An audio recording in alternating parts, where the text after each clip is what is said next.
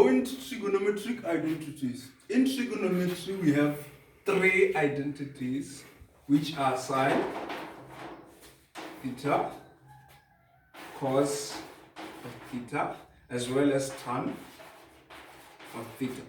Now, sine is defined as the opposite side over the hypotenuse side. Cos theta is defined as the adjacent side over the hypotenuse side. And tan theta is defined as opposite side over the adjacent side. Now, together, these things, they form what we call saw, car, tor, where S is sine, going together with opposite over hypotenuse. C is cos, which is adjacent over hypotenuse. And finally, T is tan, going together with opposite over adjacent. Now, remember we said sine is opposite over hypotenuse. According to our diagram, our given angle is given next to the Cartesian plane. Now, my opposite is going to be the side which is opposite to our angle theta. And then at the hypotenuse side, it is the radius. Meaning our sine is opposite over hypotenuse. For cos of theta, using the very same diagram, we're saying cos theta is adjacent over hypotenuse.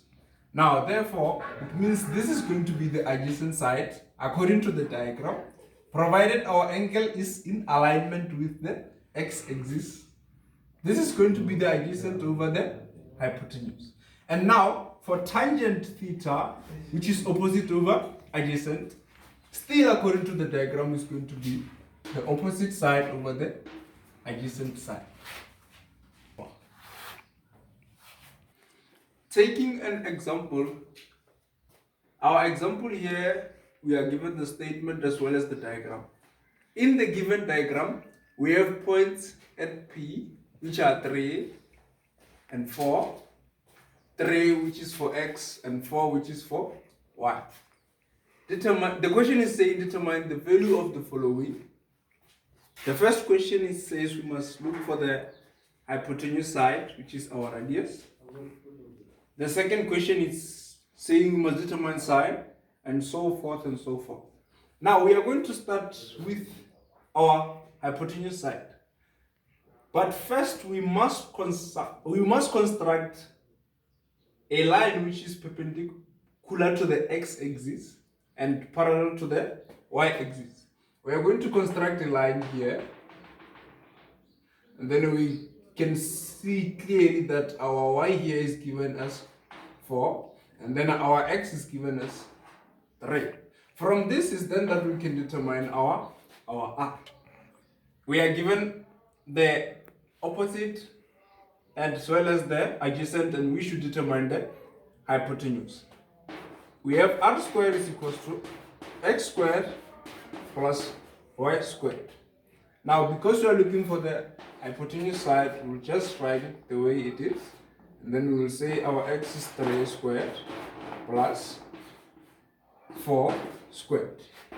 Our r squared is going to be equals to the square of 3 is 9 and the square of 4 is 16. Summing both 9 and 16, we will have r squared is equals to 25.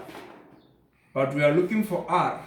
We will root both sides. Our r is going to be plus or minus 5. But in this case, it's going to be 5. We take 5 because our radius is always positive. The next question, which is question 2, it says we must look for sine of theta. Question 2 says we must look for sine of theta. And then we must remember that sine of theta is defined as the opposite side over the hypotenuse side. This means you are simply going to give the opposite side over the hypotenuse side. Now, our opposite over hypotenuse, according to the diagram, our opposite is the angle which is opposite the theta, which is 4, all divided by the hypotenuse, which is what we found, 5. Proceeding to question 3. Question 3 says you must look for cos of theta. Now we know that cos of theta is adjacent over the hypotenuse side. And then we are simply going to go to the diagram and look for adjacent over hypotenuse. Our adjacent side here is 3 and our hypotenuse is 5. Meaning we are going to simply have 3 out of 5. Going to question 4. Question 4 says we must look for tan of theta. Remember, tan of theta is opposite over adjacent.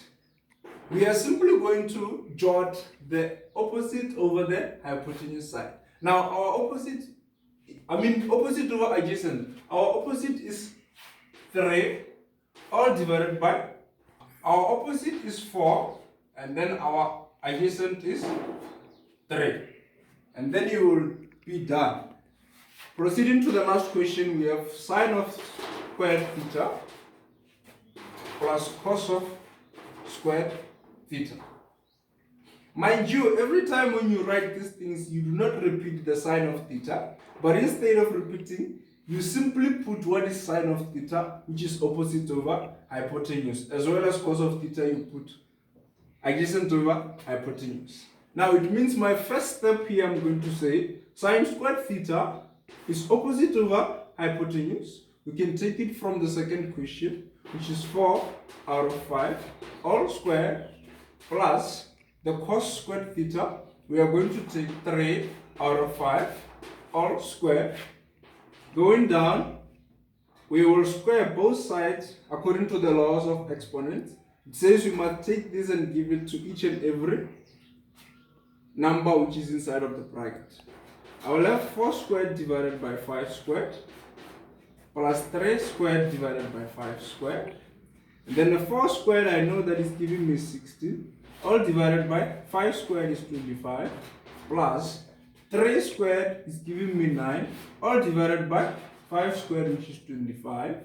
Now summing up 16 over 25 with 9 over 25, we know that if we have the same denominators, we simply keep the denominator and we add the numerators. It means I'm going to have 25, and then the numerator will be 16 plus 9, which is going to give me 25 out of 25, and the final answer is positive 1.